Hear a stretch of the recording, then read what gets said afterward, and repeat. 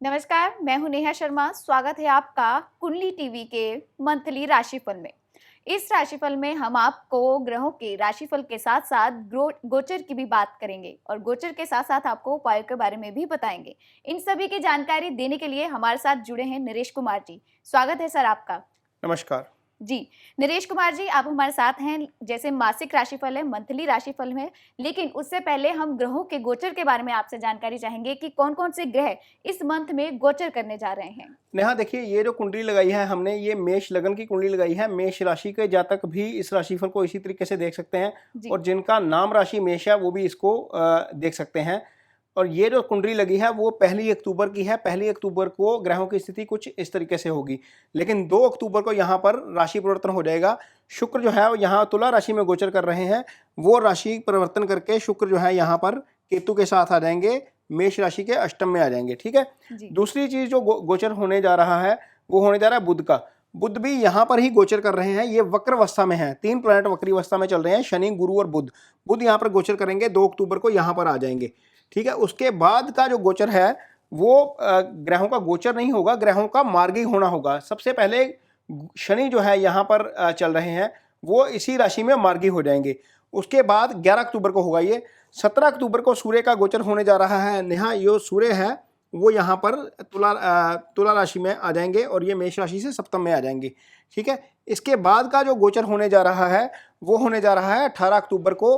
वो जो है गुरु यहाँ पर वक्री अवस्था में चल रहे हैं, वो नीच राशि में ही मार्गी हो जाएंगे, यानी शनि और गुरु दोनों इसी महीने में मार्गी होंगे और इसी दिन बुध जो है यहाँ पर मार्गी हो जाएंगे। यानी कि अक्टूबर के महीने में जो तीनों ग्रह वक्री थे वो जाके मार्गी हो जाएंगे।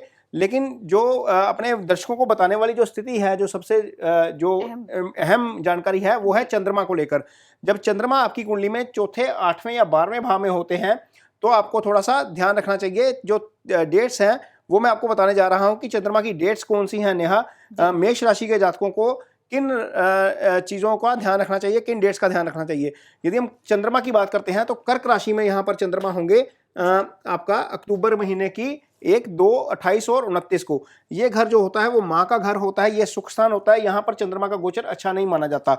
ये चंद्रमा अष्टम में आ जाएंगे अक्टूबर महीने की 9 और 10 तारीख को। ये स्थिति जो है चंद्रमा की लगन से अष्टम में स्थिति अच्छी नहीं होती। 18, 19 और 20 अक्टूबर की एक ऐसी तिथि है जब चंद्रमा यहाँ पर गोचर करेंगे 12वें भाव में। तो मेष राशि के जातक सबसे पहले ये नोट करें, ये वाली तिथियां पहली 2, 28, 29, 9, 10, 18, 19, 20, यानी कि 8 दिन ऐसे हैं जिन दिनों में सावधान रहने की जरूरत होगी मेष राशि के जातकों को।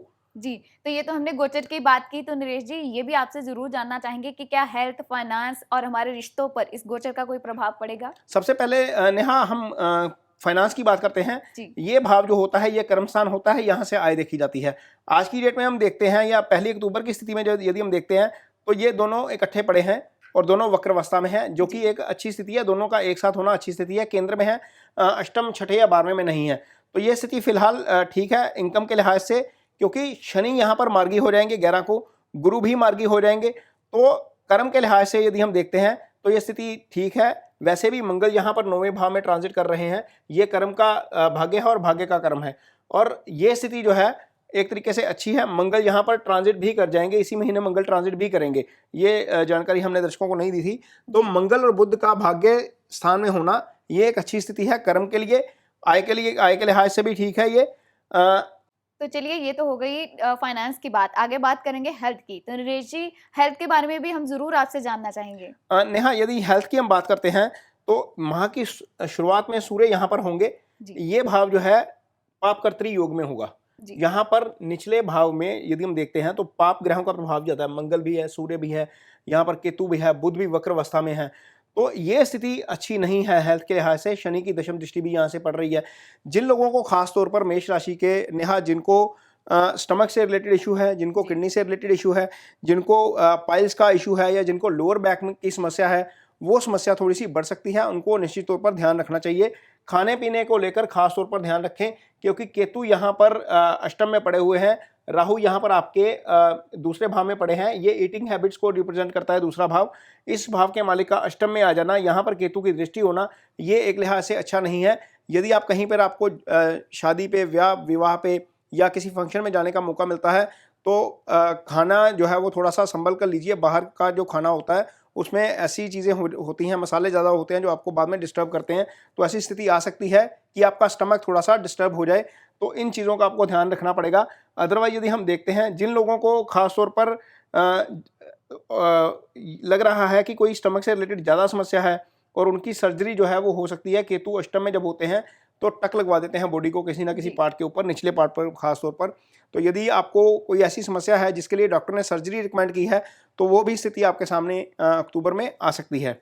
जी, तो इसी के बाद हम बात करेंगे रिश्तों की, क्योंकि जब कोई गोचर होता है तो रिश्तों पर भी जो अहम जो प्रभाव पड़ता है। तो नरेश जी, रिश्ते कैसे रहेंगे? नेहा देखिए, सप्तम भाव से पार्टनरशिप देखी जाती है। सप्तम भाव जो है वो पार्टनर का भाव होता है, यानी कि मेल की कुंडली में ये जो है वो पत्नी का भाव है और फीमेल की कुंडली में ये पति का भाव है। अब यहाँ पर देखते हैं तो सप्तम के मालिक जाकर शुक्र अष्टम में बैठ गए हैं केतु के साथ। ये स्थिति अच्छी नहीं है शादीशुदा कपल्स के लिए। उसके ऊपर राहु की दृष्टि भी है। सप्तम में राहु का आ जाना भी अच्छा नहीं है। भाव, भावेश और कारक भी इसी भाव के होते हैं। भाव जो है वो सूर्य के आने से खराब हो गया, भावेश जो राहु केतु एक्सिस में आ गया खराब हो गया, केतु जो है वो जो कारक है वो भी शुक्र है, वो भी अष्टम में चले गए। तो शादीशुदा जो जातक हैं उनको थोड़ा सा आपसी तालमेल थोड़ा सा बनाकर रखना पड़ेगा। उसका कारण ये है कि जब राहु दूसरे भाव में है तो आपकी वाणी को इम्पैक्ट करता है। आपकी वाणी जो है वो थोड़ी सी फायरी हो जाती है। मंगल यहाँ पर सीधा अष्टम दृष्टि से लगन को देख रहे हैं। हो सकता है आपको गुस्सा जो है वो अक्टूबर के महीने में ज़्यादा आए, थोड़ा सा एग्रेशन में आ सकते हैं। अपने आप को यदि बैलेंस रखेंगे, थोड़ा सा संतुलित रखेंगे तो चीज़ें ठीक रहेंगी। नहीं तो शादीशुदा कपल्स के लिए स्थिति ज़्यादा अच्छी नहीं है। लेकिन यदि हम सिंगल्स की बात करते हैं तो इस राशि के मालिक का यहाँ पर आकर नीच होना भी अच्छा नहीं है। हालांकि सूर्य जो है छठे से आकर सप्तम में आ गए हैं, ये स्थिति के लिहाज से स्थिति सुधरी है। ये भाव खाली हो गया, इस भाव के ऊपर कोई पाप प्रभाव नहीं है। लेकिन इसके बावजूद इस भाव के जो मालिक हैं सूर्य, उसका नीच राशि में आ जाना सिंगल्स के लिए आपसी अंडरस्टैंडिंग के लिहाज से अच्छा नहीं है। क्योंकि सूर्य की दृष्टि जब लगन पे जाएगी सीधा तो हो सकता है आप ऐसी स्थिति में आ जाए कि मुझे अपनी ही बात मनवानी है या मेरी बात सुनी नहीं गई। तो इस तरह की स्थिति आती है तो अपने आप को नियंत्रण में रखिएगा, नहीं तो चीज़ें थोड़ी सी गड़बड़ हो सकती हैं। जी, इन सभी विशेष जानकारी के साथ हम उपायों की बात जरूर करेंगे। तो नरेश जी, क्या क्या उपाय हैं जो कर सकते हैं? देखिए नेहा, मेष राशि के जातकों के लिए एक पक्का उपाय जो होता है वो होता है 9वां स्थान, भाग्य स्थान। जी, ये भाग्य स्थान है, यहाँ से ही सारा कुछ आता है। गुरु इस भाव के कारक होते हैं। इनके लिए 12वें भाव के मालिक भी गुरु हैं और 9वें भाव के मालिक भी गुरु हैं। आपकी दशा कोई भी चल रही हो, महादशा कोई भी चल रही है, अंतर्दशा कोई भी चल रही है, आप भाग्य स्थान का उपाय करके चलिए। एक फलदार पेड़ जो है यदि आप लगाएंगे तो उससे आपको बहुत फायदा होगा। जैसे जैसे वो पेड़ ग्रो करेगा वैसे वैसे आपकी किस्मत जो है वो जागनी शुरू होगी, आपकी आय बढ़ेगी। आय भाव के कारक भी गुरु होते हैं, धन भाव के कारक भी गुरु होते हैं, इजी गेन के भाव के कारक भी गुरु होते हैं। आपकी कुंडली में भाग्यस्थान के कारक भी गुरु हैं। तो एक पेड़ आपको फलदार जरूर लगाना चाहिए, उसकी सेवा करनी चाहिए। दूसरे उपाय के तौर पर आप जो शनि का उपाय कर सकते हैं। शनि आपकी कुंडली में कर्म स्थान के भी मालिक हैं और आय स्थान के भी मालिक हैं।